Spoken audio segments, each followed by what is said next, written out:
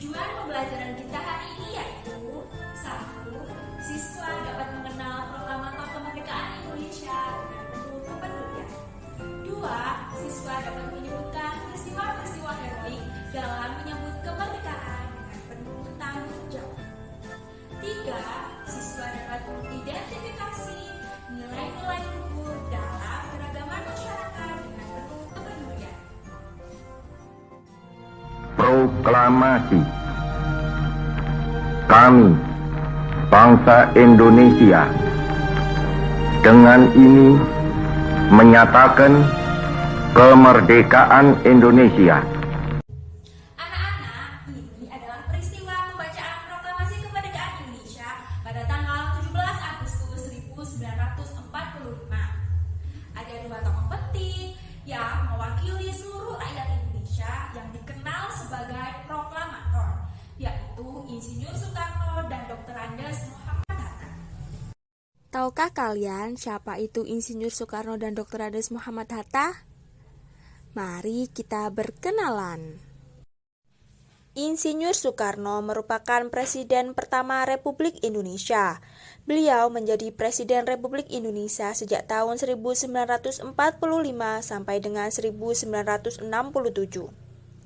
Insinyur Soekarno lahir di Surabaya, Jawa Timur pada tanggal 6 Juni 1901.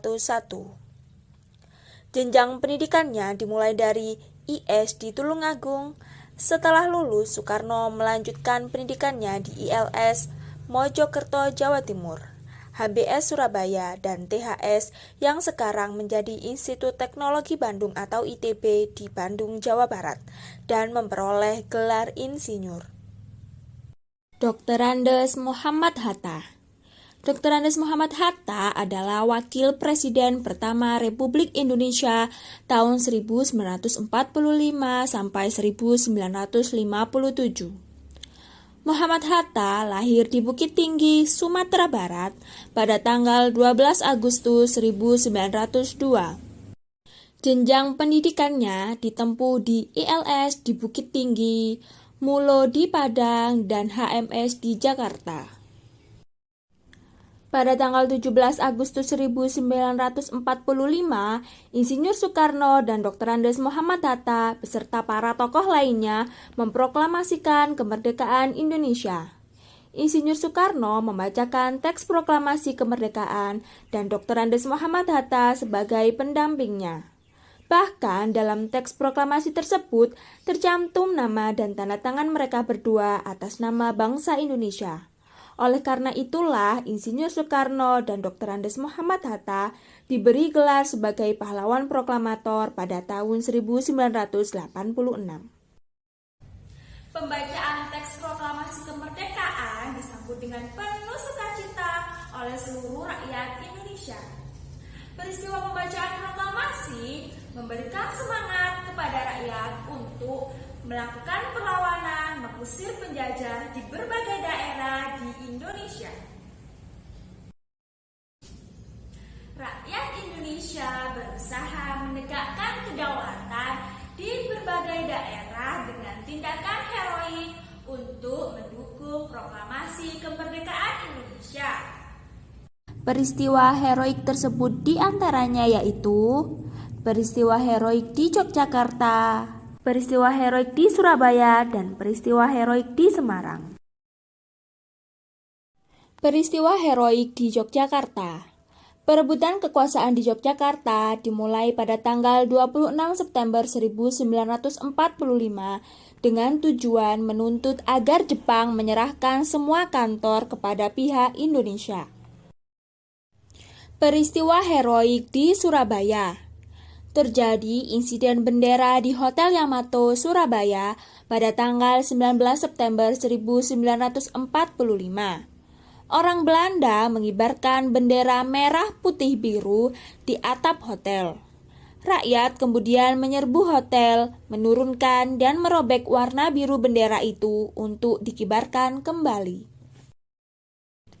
Peristiwa heroik di Semarang.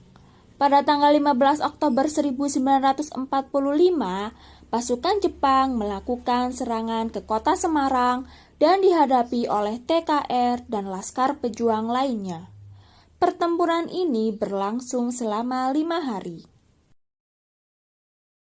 Seluruh rakyat di berbagai daerah dari berbagai suku, agama, dan golongan penuh sukacita menyambut dan merayakan kemerdekaan Indonesia. Semua menunjukkan rasa persatuan dan kesatuan, tidak lagi memikirkan kedaerahan, suku, agama, maupun golongan. Hanya ada satu identitas, yaitu Indonesia. Kita hidup di tengah-tengah masyarakat yang memiliki keragaman di seluruh bidang kehidupan. Meskipun berbeda, kita tetap bisa bersatu dan hidup dengan rukun. Nilai-nilai luhur dalam keragaman sosial budaya masyarakat Indonesia. 1. Indahnya hidup berbineka. Anak-anak, perhatikan lambang negara kita, burung Garuda. Lihatlah pita yang dicengkramnya. Pada pita itu tertulis kalimat Bhinneka Tunggal Ika yang diambil dari kitab Sutasoma karangan Empu Tantular. Kata-kata tersebut bermakna meskipun berbeda-beda tetapi tetap satu jua. Setelah memahami makna yang terkandung di dalamnya, kita harus menerapkannya dalam kehidupan sehari-hari. Ketika kalian bergaul dengan teman yang berbeda, baik agama, suku, ras, atau budaya, kalian harus menghormati dan menghargainya. Dengan begitu, perbedaan yang kalian miliki justru membuat hidup makin indah. 2. Indahnya hidup bersatu dalam perbedaan. Sebagai makhluk sosial, kita tidak dapat hidup sendiri tanpa bantuan orang lain. Dengan saling membantu di tengah masyarakat, hidup akan terasa aman, nyaman, dan tentram. Salah satu wujud nyata adanya kerukunan dan persatuan di masyarakat adalah tradisi gotong royong. Semua mendapat kewajiban yang sama, tidak memandang dia kaya atau miskin, tidak pula memandang asal suku dan agama. Untuk mengetahui sejauh mana pemahaman kalian terhadap materi hari ini, silahkan kalian kerjakan latihan soal berikut ini.